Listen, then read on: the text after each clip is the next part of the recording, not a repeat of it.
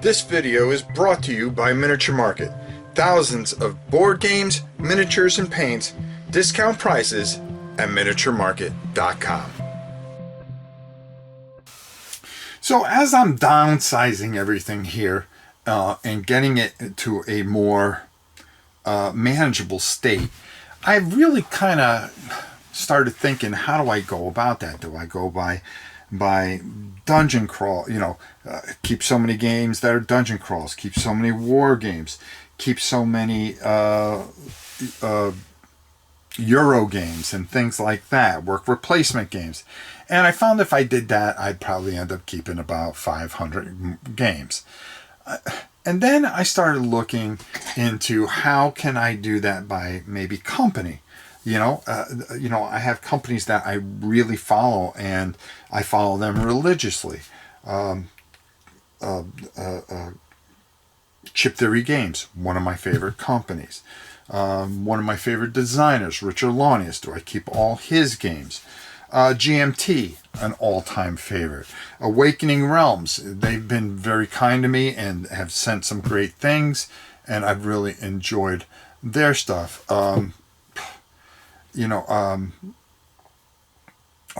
Another company over there, and I always forget how to say their name. Oh, geez, and I can't see it. Oh, Shadowborn Games, which is fantastic, and I started doing that and kind of got into a dilemma where, geez, what do I do here? What do I do here? Games Workshop. There are certain games from Games Workshop that I would keep. I remember the old Games Workshop. And then I started leaving things out, and it's become very, very difficult. So I decided to create a list of all the games that I feel I should keep. And I'm going to do it, and I'm going to get this down to about 70 games. I think if I play a game a week, that's a little bit more than a year and change if I played every game. So some of these things won't get played again, but I can see where maybe I would be able to fit all these in. And I started going through the list, and this is just the board game section where I kind of decided to keep certain things. And I'm gonna just read off some of the obvious ones: Warhammer Quest, Blood Bowl, Space Hulk. Let me put my glasses on so I can kind of read this off, because I'm doing this video on the run. Too Many Bones, Cloudspire,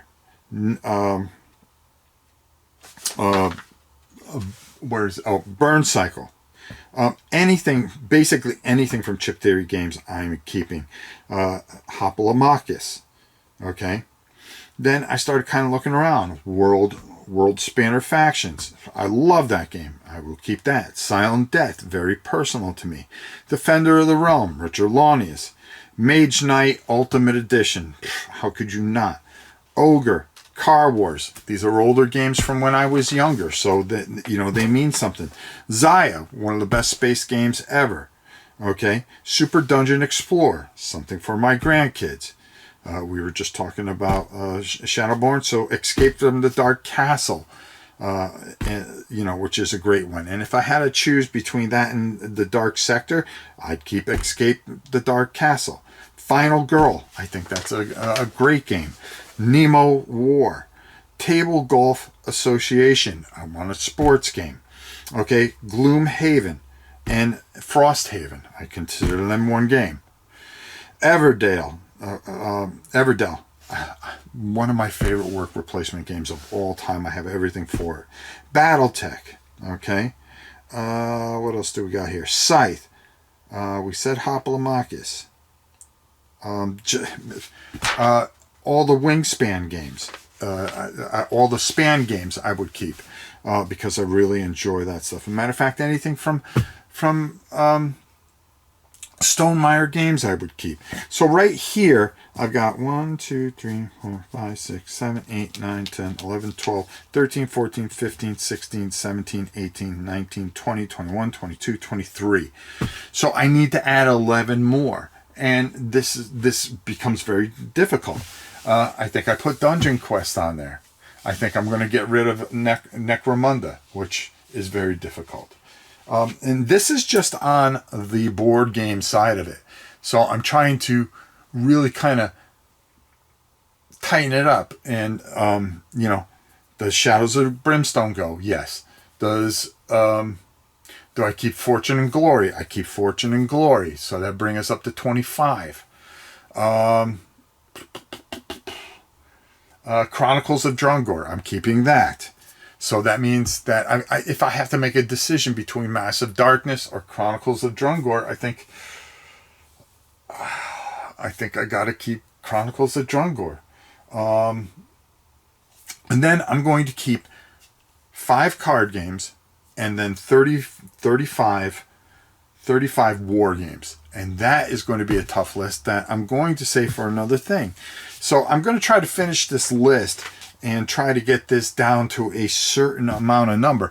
But you don't realize how tough this is, because you also have to start looking at the game for a couple of reasons. If you pick one game that has a ton of expansions to it, how do you, now you're just you're eating up a ton of space.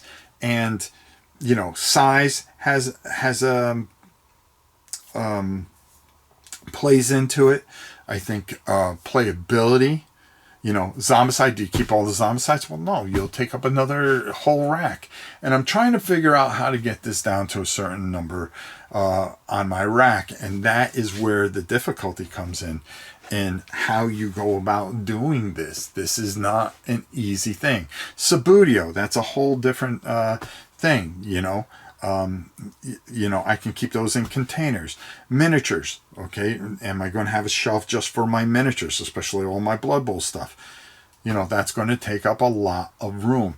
Where do I create room? Where do I create a space? And I think downsizing, but being smart and trying to keep a little bit of if I want to play something quick, I want to keep games that are quick. How about small games? Do they count? Or do you push those aside and say, no, this is a small game, I'm not going to count it, I'm going to keep it? Do you miniature games that take up a lot of space? Trying to do this is a lot harder than you think. And I think a lot of people that have collected for a long time, like myself, run into this problem. How do you start to let go? And it becomes very, very, very difficult. And I'm really, really struggling with this. Now, like I said, I'm trying to do my best with making lists and stuff like that, but I'm kind of sharing my experience of how I'm going to do this. And I'm not having an easy time of it, folks. This is very difficult. So if anybody has any suggestions, I always like reading your comments, of course. And of course, I'm going to keep on trying to figure out how to do this and tell you my journey along the way. Until next time, my dear friends, it's your old pal Rob. We shall see you soon.